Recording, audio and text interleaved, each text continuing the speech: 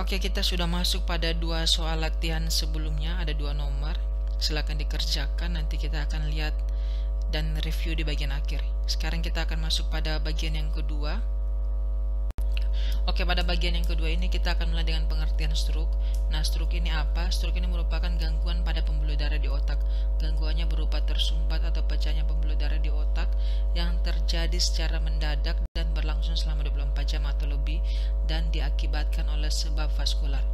Jadi kalau misalkan ada pecah pembuluh darah diakibatkan oleh trauma, ya kalau misalkan jatuh, kecelakaan dan seterusnya, berarti itu bukan disebut sebagai stroke. Nanti kita akan bahas lagi di bagian trauma kepala. Jadinya stroke ini merupakan gangguan pembuluh darah di otak akibat pecah atau tersumbatnya pembuluh darah di otak yang terjadi secara mendadak dan berlangsung selama 24 jam atau lebih dan disebabkan oleh sebab vaskular. Ya.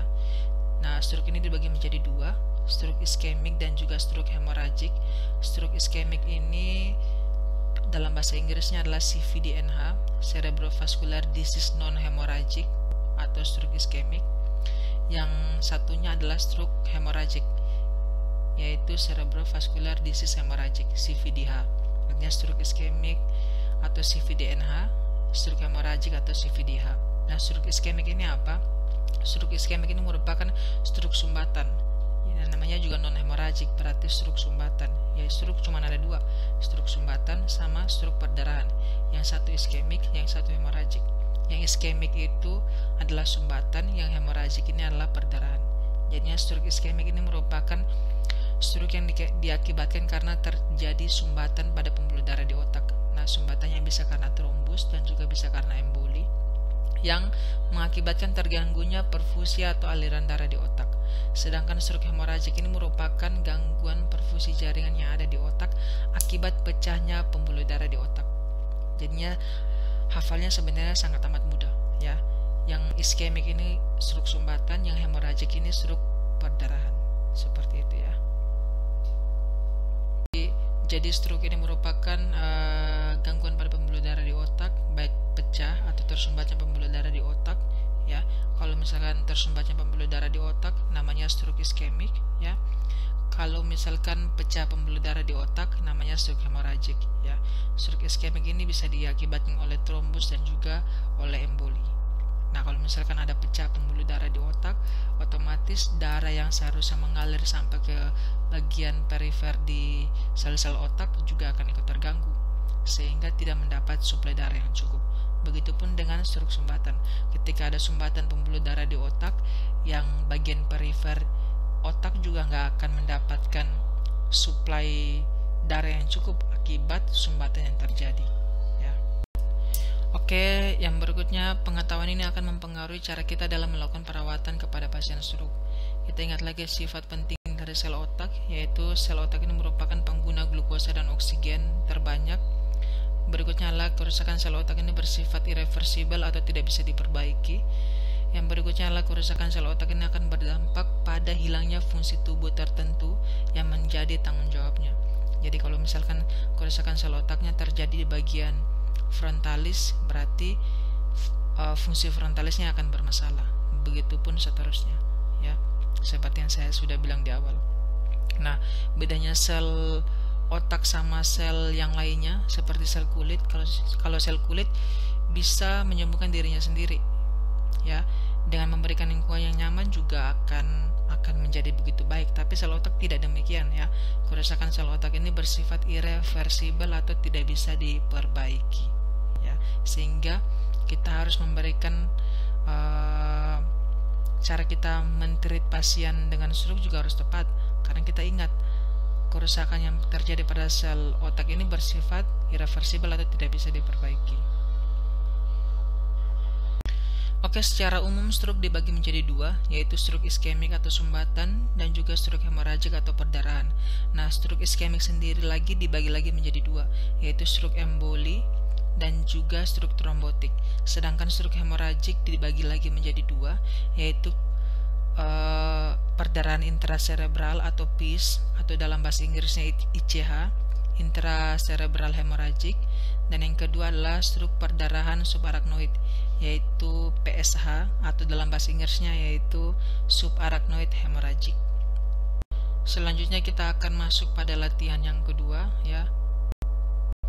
Oke, coba dimulai dengan menjawab soal ini. Nanti akan dikumpulkan di bagian akhir.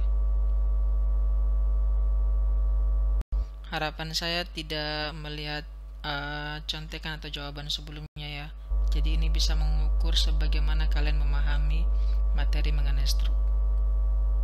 Nah, faktor-faktor risiko stroke, ya, faktor risikonya ada banyak. Ada faktor risiko yang bisa diubah dan yang tidak bisa diubah.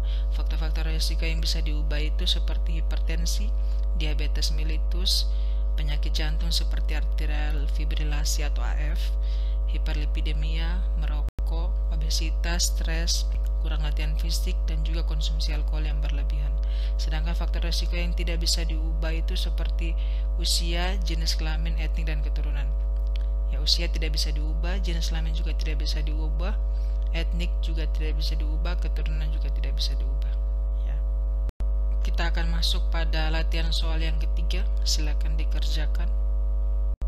Oke, manifestasi klinis atau tanda dan gejala dari stroke ini bergantung pada lokasi dan luasnya sumbatan atau perdarahan yang dialami oleh pasien, ya. Jadi bermacam-macam. Kalau misalkan dia terjadi sumbatan atau perdarahan di bagian frontalis, ya berarti fungsi frontalis yang bermasalah. Gejalanya apa saja? Yang pertama, bisa mati rasa atau kelemahan pada wajah, lengan, atau kaki, terutama pada satu sisi tubuh. Yang kedua, kebingungan atau perubahan status mental, atau bisa kita lihat dengan perubahan GCS. Yang berikutnya adalah kesulitan berbicara atau memahami ucapan, atau yang disebut dengan afasia. Yang berikutnya adalah gangguan penglihatan, kesulitan berjalan, pusing, dan kehilangan keseimbangan dan koordinasi, sakit kepala yang tiba-tiba. Nah, ini biasanya terjadi pada stroke hemorrhagic. Jadi pada stroke hemorrhagic, dari pemeriksaan fisik kita bisa lihat nih, ketika kita membedakan antara stroke iskemik dan hemorrhagic, kita bisa tanyakan ke pasien ada nyeri kepala secara tiba-tiba atau tidak. Biasanya pada stroke hemorrhagic terjadi sakit kepala yang tiba-tiba. Yang berikutnya adalah gangguan persepsi, bisa hemianopsia homonim.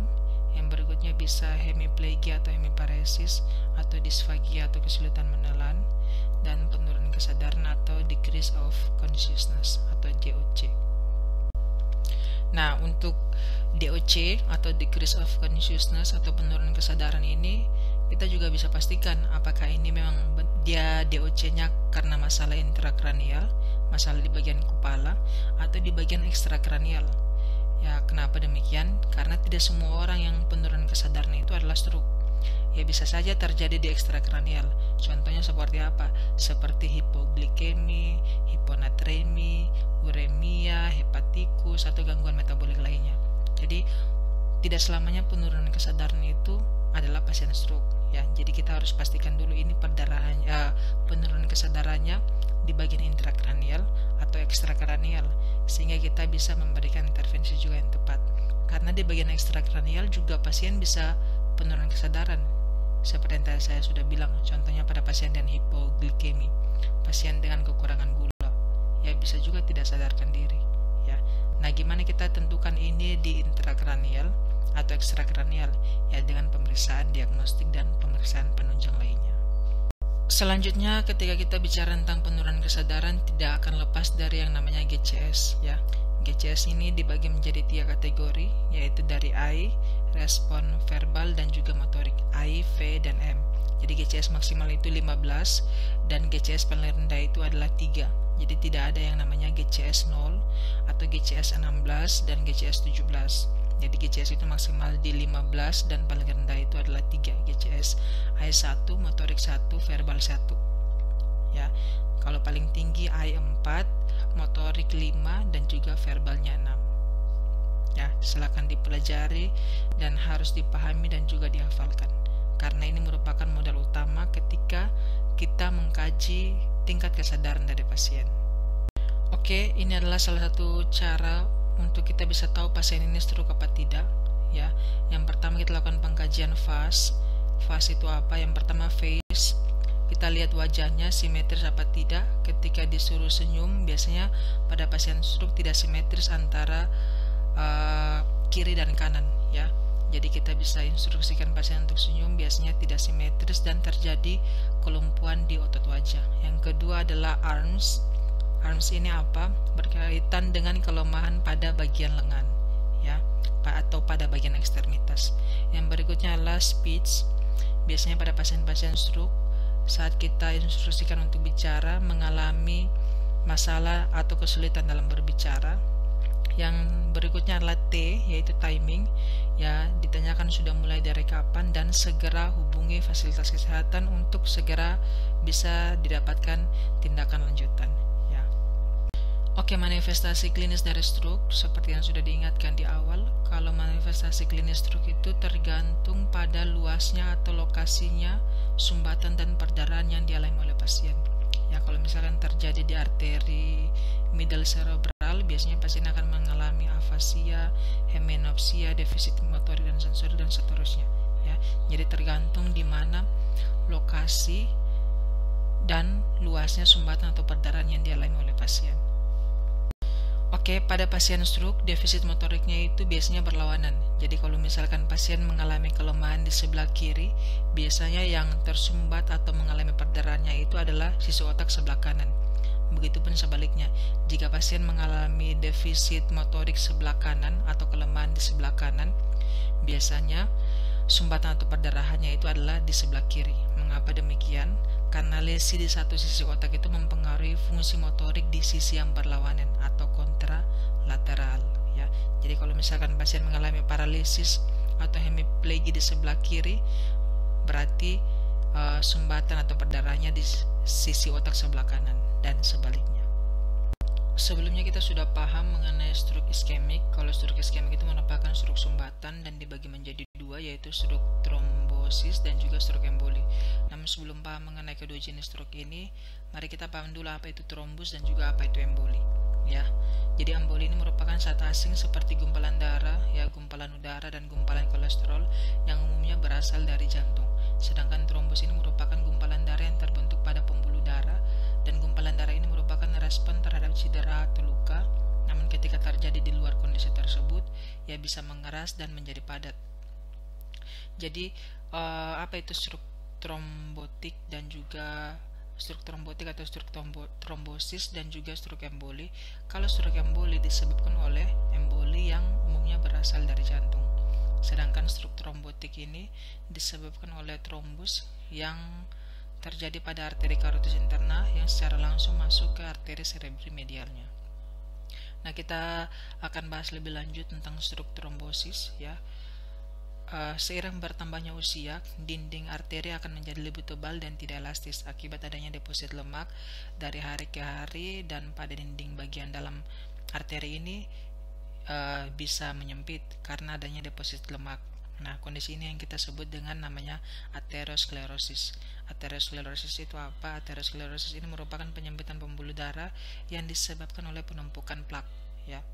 Nah, aterosklerosis ini membuat dinding dalam pembuluh darah ini menjadi tebal dan menyebabkan penyempitan, sehingga bisa menyebabkan gangguan aliran darah yang melewati pembuluh darah tersebut.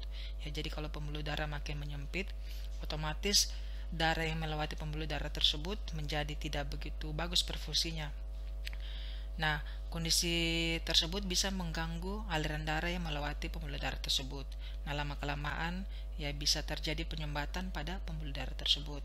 Nah, penyumbatan yang terjadi pada pembuluh darah tersebut, pada permukaan arteri tersebut, lama-kelamaan bisa menjadi rapuh dan mudah patah, sehingga bisa menyebabkan perdarahan vokal dan terbentuklah trombus. Nah, trombus ini yang terbentuk ini dapat pecah dan mengalir ke pembuluh darah lainnya, sehingga misalnya mengalir ke pembuluh darah di otak, ya bisa manifestasi klinisnya ya bisa seperti pada pasien stroke.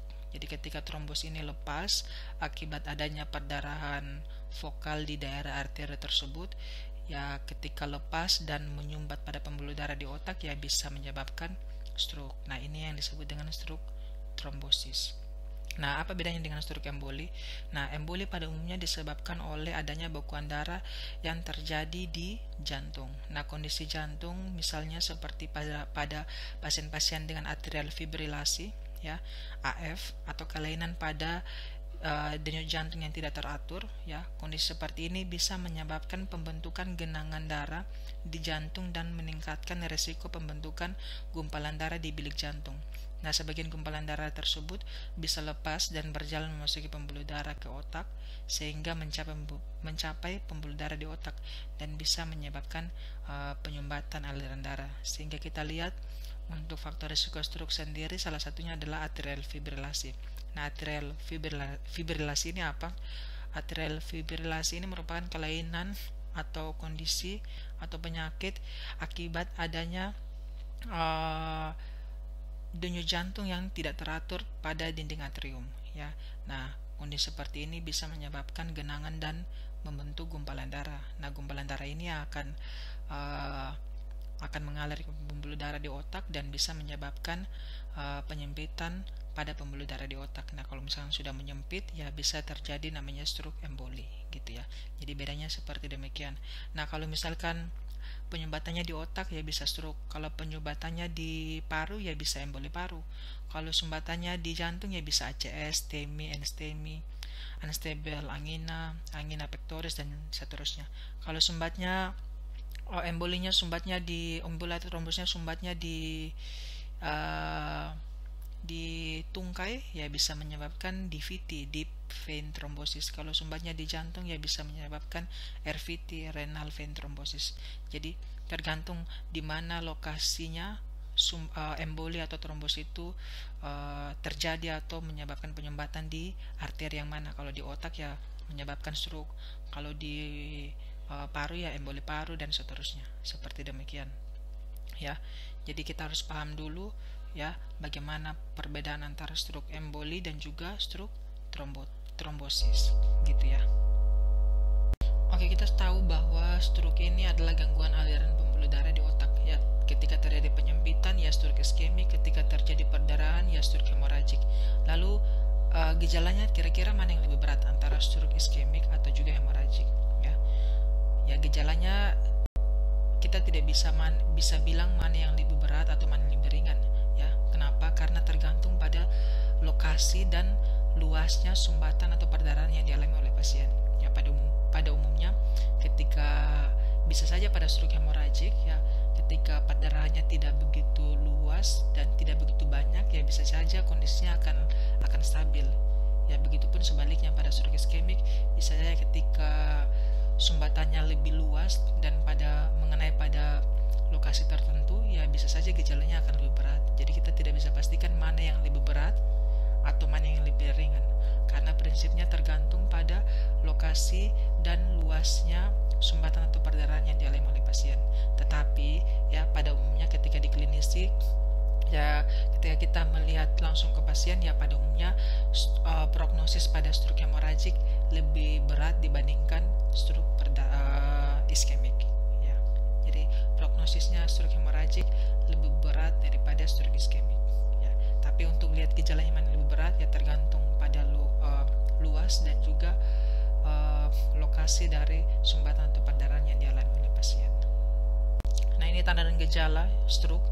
Mirip-mirip juga dengan FAST, ya, untuk mendeteksi, melihat dan membedakan pasien ini stroke apa bukan. Dari FAST juga bisa, ini yang dikeluarkan oleh Kemenkes, ya, untuk gejala dan tanda-tanda pasien yang mengalami stroke, ya. Slogannya itu segera ke rumah sakit. Nah, segera itu apa? Senyumnya tidak simetris, terus gerak separuh tubuh yang lemah secara tiba-tiba, bicara pelos, setelah itu kebas, ada gangguan penglihatan dan sakit kepala. Selanjutnya kita akan masuk pada latihan soal nomor 5 dan juga soal nomor 6. Silakan dikerjakan, ya. Sebenarnya berbicara mengenai patofisiologi sudah sempat kita singgung di awal, ya, bagaimana perjalanan penyakit pada seseorang sehingga pasien bisa terkena stroke iskemik maupun stroke hemoragik. Nah, ini dimulai dari mana? Dari sirkulasi peredaran darah. Jadi darah disuplai ke otak oleh dua pasang arteri utama, yaitu arteri karotis interna yang merupakan sirkulasi anterior dan juga arteri vertebralis yang merupakan sirkulasi posterior, yang juga sudah kita bahas melalui lingkaran of Willis pada anatomi fisiologi. Sehingga saya sudah bilang di awal, anatomi fisiologi itu menjadi hal yang penting ketika kita mau membahas mengenai stroke, ya. Jadi circle of Willis ini merupakan circle penghubung antara sirkulasi anterior dan juga sirkulasi posterior. Nah, gimana ceritanya sehingga bisa terjadi stroke? Nah, darah disuplai melalui arteri ini dan beberapa faktor risiko, ya, seperti merokok, darah tinggi, ya, diabetes mellitus, kondisi AF atau atrial fibrilasi, setelah itu obesitas, kurangnya latihan fisik, ya, kebiasaan mengonsumsi alkohol dan seterusnya, ya, lama-kelamaan bisa menyebabkan gangguan pada pembuluh darah. Gangguannya apa? Ya, bisa menyempit karena adanya trombos atau emboli atau aterosklerosis yang ada pada dinding pembuluh darah dan mengakibatkan penyempitan pada dinding pembuluh darah.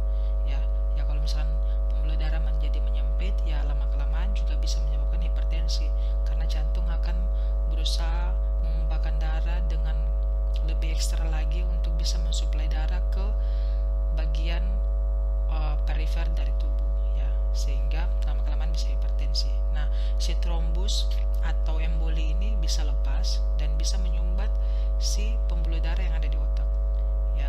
Jadi beberapa faktor risiko itu bisa menyebabkan trombus atau emboli, ya, dan bisa menyebabkan sumbatan di otak.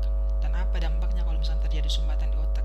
Ya, kita tahu sendiri kalau misalnya ada sumbatan, otomatis gangguan perfusi ke bagian arteri yang ada di sekitar otak juga akan ikut terganggu. Ya, lama-kelamaan ya bisa nekrosis dan kematian jaringan. Ya, kalau misalkan tidak ditangani dengan begitu baik, sehingga bisa memanifestasi kliniskan, ya, stroke, ya, tergantung trombos atau embolinya berada di mana atau menyumbat di bagian daerah yang mana, begitu, ya. Jadi kalau misalkan pada stroke perdarahan, ya lama-kelamaan ketika jantung menumpahkan darah yang begitu dengan tensi yang begitu tinggi, ya pembuluh darah di kepala juga bisa pecah. Nah, kondisi ini, pecahnya pembuluh darah ini juga bisa mengganggu aliran darah yang ada di sekitar tersebut. Nah, lama-kelamaan bisa infrak, bahkan bisa iskemik dan juga bisa kematian jaringan yang ada di sekitar pembuluh darah, dan bisa memanifestasi kliniskan, ya pasien bisa penurunan kesadaran dan seterusnya. Bisa peningkatan tekanan intrakranial dan seterusnya. Ya, karena apa? Ya, kita kembali lagi ke prinsip dari Monro Kelly. Ketika ada perdarahan, ya bisa menyebabkan namanya peningkatan tekanan intrakranial karena adanya penambahan volume darah di sekitar, gitu, ya.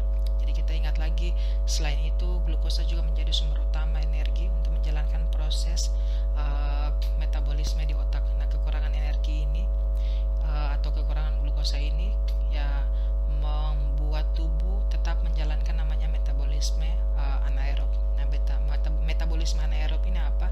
Yaitu metabolisme yang menghasilkan energi dan membakar karbohidrat tanpa adanya oksigen. Ya, jadi ketika terjadi penyumbatan, ketika terjadi perdarahan, ya tubuh melakukan namanya metabolisme anaerob, yaitu metabolisme dengan menghasilkan energi dan karbohidrat tanpa adanya oksigen. Nah, metabolisme anaerob ini bisa merangsang pelepasan senyawa glutamat. Nah, senyawa glutamat ini apa? Senyawa glutamat ini yang bekerja pada reseptor sel-sel saraf dan menghasilkan natrium dan kalsium. Nah, kita lihat ketika terjadi metabolisme anaerob, ya akan melepaskan senyawa glutamat yang merupakan reseptor pada sel-sel saraf, dan senyawa glutamat ini akan berespon untuk menghasilkan natrium dan kalium, ya, sehingga natrium membuat jumlah natrium dalam intraseluler meningkat dan pada akhirnya pasien bisa menyebabkan edema jaringan atau edema cerebral. Kenapa demikian? Karena kita lihat lagi ketika intraseluler natrium meningkat, karena fungsi natrium kan mengatur keseimbangan cairan di dalam pembuluh darah, ya. Jadi ketika natrium meningkat, ya bisa menyebabkan edema pada jaringan di sekitar. Sehingga pada pasien-pasien demikian, pada umumnya ya bisa menyebabkan edema cerebri, bisa sampai nyeri kepala, bahkan bisa sampai penurunan kesadaran akibat adanya peningkatan tekanan intrakranial. Oke, sekarang kita sudah melakukan pengumpulan data, sudah melihat tanda dan gejala pasien ini kira-kira mengarah ke stroke. Apa yang harus kita lakukan selanjutnya? Yaitu kita lakukan kolaborasi untuk menegakkan atau memastikan kalau pasien ini benar-benar pasien stroke. Yaitu dengan apa? Dengan melakukan pemeriksaan diagnostik. Nah, pemeriksaan diagnostik ini apa? Pemeriksaan diagnostik ini merupakan pemeriksaan untuk mendiagnosis pasti kalau pasien ini sesuai dengan diagnosa yang kita kumpulkan berdasarkan hasil pengkajian atau clinical judgment kita ya. Jadi pemeriksaan diagnostik untuk pasien stroke itu apa saja, ada banyak sekali, tetapi yang untuk bisa memastikan kalau misalnya ini antara stroke iskemik dan juga stroke perdarahan itu adalah melalui CT scan non kontras ya. CT scan non kontras ini bertujuan untuk menentukan apakah pasien ini stroke iskemik atau stroke hemoragik ya. Kenapa kita tidak lakukan CT scan dengan kontras? Karena CT scan kontras itu butuh persiapan ya, butuh persiapan. Persiapannya bisa 6-8 jam. Sementara pasien ini harus benar-benar ditangani dengan cepat. Karena prinsipnya pada pasien stroke, ketika semakin cepat ditangani, ya prognosisnya juga akan begitu baik. Ya gimana kita mau menangani pasien ini, kita mau memberikan obat yang tepat kalau misalkan kita tidak CT scan. Ya, jadi kita harus CT scan dulu, memastikan dulu ini benar-benar pasien stroke, antara stroke iskemik dan juga stroke hemoragik, sehingga intervensi atau obat-obatan yang kita berikan juga tepat. Jangan sampai sebelum melakukan CT scan ya kita sudah memberikan terapi. Nah, itu juga salah. Kenapa demikian? Karena sebelum CT scan dan kita memberikan terapi yang seharusnya kita prediksi pasien ternyata stroke iskemik dan kita memberikan terapi iskemik dan ternyata hasil CT scan-nya stroke hemoragik, ya sumbatannya juga bisa makin meluas ya. Begitupun sebaliknya, ketika kita memberikan obat-obat stroke hemoragik namun pasien belum di CT scan dan ternyata setelah di CT scan pasien iskemik, ya juga bisa memperburuk kondisinya, pasien perdarahannya makin meluas. Jadi kita harus pastikan dulu dengan apa? Dengan CT scan dan kontras. Kenapa tidak dengan CT scan kontras? Ya karena CT scan kontras butuh persiapannya 6-8 jam. Tetapi prinsip lagi kita ingat, CT scan kontras non kontras ini adalah untuk melihat apakah ini iskemik dan juga ini hemoragik. Karena semakin cepat kita tangani, prognosisnya juga akan semakin baik. Jadi CT scan non kontras ini merupakan golden standard yang harus dilakukan ketika pasien datang ke IGD dan memunculkan gejala namanya gejala-gejala stroke yang sudah kita bahas sebelumnya. Nah, gimana untuk pasien-pasien yang tidak ada alat CT scan yang nanti kita akan bahas selanjutnya, atau gimana pada rumah sakit tertentu yang sudah maju, yang sudah ada MRI, ya tetap dilakukan MRI. Kalau memang ada MRI, ya dilakukan MRI, boleh dilakukan MRI. Tapi pada umumnya golden standard untuk pasien stroke adalah dilakukan CT scan, karena MRI sendiri alatnya sangat mahal dan tidak semua fasilitas kesehatan mempunyai alat tersebut ya. Yang kedua adalah melakukan EKG ya. EKG ini apa? Elektrokardiogram. Kenapa kita lakukan EKG? Ya karena kita tahu sendiri salah satu faktor resiko untuk stroke adalah atrial fibrilasi ya. Jadi kita bisa tahu dari kira-kira pasien ini karena stroke karena atrial, kemungkinan karena adanya gangguan irama di jantung apa tidak ya, dengan melakukan EKG pada pasien ya. Jadi tidak heran lagi ketika pasien datang ke IGD, ya salah satu pemeriksaan diagnostik atau pemeriksaan penunjang untuk pasien-pasien stroke ya dilakukan EKG. Kenapa demikian? Karena salah satu faktor resiko ya untuk stroke adalah atrial fibrilasi. Nah, itu kita bisa tahu melalui rekaman EKG. Yang berikutnya adalah CT angio. CT angiografi atau angiografi ini untuk apa? CT angio ini berfungsi untuk melihat patensi dari pembuluh darah atau kelainan pada pembuluh darah ya. Jadi biasanya dilakukan setelah pasien setelah pasien post stroke ya, bisa dikaji lebih dalam kira-kira masalahnya di bagian pembuluh darah, di bagian mana, patensi pembuluh darahnya seperti apa, ada tidaknya kelainan dan seterusnya. Yang berikutnya adalah DSA, yaitu DSA ini apa? Digital Subtraction Angiography, ya. DSA ini merupakan prosedur minimal invasif atau minimal invasif, yaitu merupakan metode pemeriksaan gangguan pada pembuluh darah dengan menggunakan cairan kontras dan perangkat X-ray pada pembuluh darah di otak, seperti melihat malforasi arteri atau aneurisma pada otak dan seterusnya. Nah, DSA ini dilakukan oleh dokter, ya, bukan dilakukan oleh perawat, ya. Yang berikutnya adalah angiografi cerebral yang sudah kita bahas tadi, ya. Angiografi ini merupakan pemeriksaan baku emas juga untuk melihat adanya aneurisma di kepala apa tidak, ya. Kita melihat malforasi patensi pembuluh darah yang ada di otak dan seterusnya. Yang berikutnya adalah pemeriksaan lab yang berkaitan dengan faktor risiko, ya. Faktor risiko kita sudah tahu, faktor risikonya adalah hipertensi, ya, diabetes, apalagi, ya, bisa diabetes dan seterusnya, dan bisa menyebabkan gangguan elektrolit pada pasien-pasien stroke. Sehingga kita perlu juga tahu pemeriksaan laboratorium yang mendukung faktor risiko, misalkan pemeriksaan CBC, ya, pemeriksaan gula darah, pemeriksaan serum elektrolit, ya, dan seterusnya. Pemeriksaan faktor pembekuan darah juga perlu, ya, sesuai dengan kondisi klinis pasien. Oke, ini yang tadi saya bilang, ini namanya CT scan, ya. Sebenarnya CT scan ini dilakukannya pemeriksaannya tidak lebih dari 5 menit, dan hasilnya juga bisa langsung kita tahu di mana lokasi sumbatan atau perdarahan yang dialami oleh pasien, ya. Tentunya dibaca oleh dokter radiologi, ya.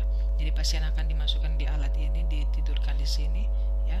Setelah itu dimasukkan ke dalam, dan pemeriksaan tidak lebih dari 5 menit, sangat cepat, ya. Jadi kita bisa tahu pasien ini stroke iskemik ataupun stroke hemoragik. Nah, setelah dilakukan tindakan ini baru kita bisa memberikan terapi yang tepat. Kenapa kita tidak bisa memberikan terapi sebelum dilakukan pemeriksaan ini? Ya, karena ketika ternyata pasien ini stroke iskemik dan kita memberikan terapi perdarahan, ya, dampaknya apa, ya? Si iskemiknya makin meluas, sumbatannya makin meluas, ya. Bukan makin pecah dan mengecil, ya, makin meluas. Yang ada apa? Yang ada bisa memperparah kondisi pasien, ya, pasien bisa meninggal. Begitupun sebaliknya, ketika pasien stroke perdarahan dan kita memberikan terapi anti iskemik, ya, perdarahannya juga makin meluas, gitu, ya. Jadi perlu kita lakukan CT scan dulu sebelum dilakukan pemberian terapi utama. Nah, untuk komplikasi stroke, ketika stroke tidak ditangani dengan begitu baik, ya, bisa memunculkan banyak komplikasi, dan komplikasinya itu bermacam-macam, bukan hanya ini saja, tapi masih ada banyak lagi komplikasi stroke ketika tidak ditangani dengan tepat. Nah, komplikasinya apa saja? Yang pertama bisa edema cerebri. Nah, edema cerebri ini apa? Yaitu pembekakan otak setelah terjadi stroke, ya. Jadi otaknya bisa bengkak. Yang berikutnya adalah pneumonia. Nah, pneumonia ini apa? Yaitu masalah pernapasan yang merupakan komplikasi dari beberapa penyakit, dan salah satunya adalah stroke. Kenapa pneumonia bisa terjadi pada pasien stroke? Ya, karena ketika pasien kita tahu sendiri masalah pada umumnya pada pasien stroke adalah gangguan hambatan mobilitas fisik, ya. Ketika kita membiarkan pasien, ya, tidak ditangani dengan begitu baik, ya, lama-kelamaan, ya, bisa memunculkan pneumonia. Yang berikutnya adalah gangguan menelan, ya, atau disfagia, tergantung pada di mana lokasi dari sumbatan yang dialami atau perdarahan yang dialami oleh pasien. Apalagi pada pasien-pasien yang tidak sadar, ya, sudah pasti kalau pada pasien-pasien yang tidak sadar, ya, refleks menelannya akan terganggu, dan kondisi ini, ya, yang juga bisa menyebabkan salah satunya adalah pneumonia, yang namanya pneumonia aspirasi, ya. Jadi berhati-hati ketika merawat pasien dengan stroke. Yang berikutnya ISK. ISK ini terjadi karena apa? Karena pada umumnya pasien-pasien stroke, ya, biasanya akan dipasang Foley kateter untuk bisa membantu eliminasinya dia, ya. Tapi kita tahu sendiri Foley kateter yang dipasang dengan jangka waktu lama, ya, bisa menyebabkan ISK jika perawatannya tidak begitu baik, atau intervensi yang kita berikan saat hal-hal yang berhubungan dengan kateter ini tidak dilakukan dengan teknik yang benar, ya, lama-kelamaan bisa menyebabkan ISK. Yang berikutnya kejang, ya. jelas ya, kejang ini merupakan aktivitas dari sel otak yang tidak normal di bagian sel otak akibat dari pada umumnya terjadi pada stroke perdarahan ya. Yang berikutnya adalah depresi klinis ya. Depresi klinis jelas ya, pasien-pasien stroke ini memunculkan banyak sekali masalah ya, bukan masalah fisik saja tapi biopsikososio dan spiritual. Kita tahu sendiri kondisi stroke ini bukan kondisi yang mudah ya, kondisi yang kalau mau dibilang bisa menyebabkan lumpuh seumur hidup ya, lama-kelamaan ya bisa menyebabkan depresi klinis. Apalagi untuk perawatan pasien stroke juga bukan hanya sekali masuk rumah sakit and then langsung pulang, tapi ada perawatan berkelanjutan ya. Ini lama-kelamaan juga pasien bisa merasakan depresi klinis ya. Yang berikutnya luka tekan atau luka baring dekubitus jelas ya, ketika tidak lakukan miring kanan miring kiri 2 jam ya, lama-kelamaan juga bisa dekubitus, karena kita tahu sendiri gejala stroke berhubungan dengan gangguan mobilitas fisik pada umumnya ya. Yang berikutnya adalah kontraktur tungkai. Nah, kontraktur tungkai ini apa? Yaitu kondisi di mana otot itu memendek ya, otot memendek di bagian lengan, tungkai akibat dari kurangnya pergerakan atau kurangnya aktivitas fisik. Yang berikutnya lagi bisa menyebabkan juga namanya DVT ya, deep vein thrombosis akibat tirabari yang lama, kurangnya mobilitas fisik dan seterusnya. Jadi ini banyak sekali komplikasi yang akan terjadi ketika perawatan atau intervensi yang kita berikan kurang tepat dan bisa menyebabkan banyak komplikasi ya. Oke, selanjutnya untuk pencegahan stroke ya. Pencegahan stroke ada 3, yaitu pencegahan primer, sekunder, dan tersier. Tidak beda jauh dengan pencegahan pada meningitis, namun ini dikhususkan pada pasien-pasien dengan stroke ya. Jadi pencegahan primer ini adalah pencegahan yang dilakukan pada orang sehat atau kelompok beresiko yang belum terkena stroke untuk mencegah kemungkinan terjadinya stroke yang pertama dengan mengendalikan faktor risiko dan mendeteksi dini serangan stroke lebih awal ya. Jadi pencegahan primer dilakukan pada orang sehat untuk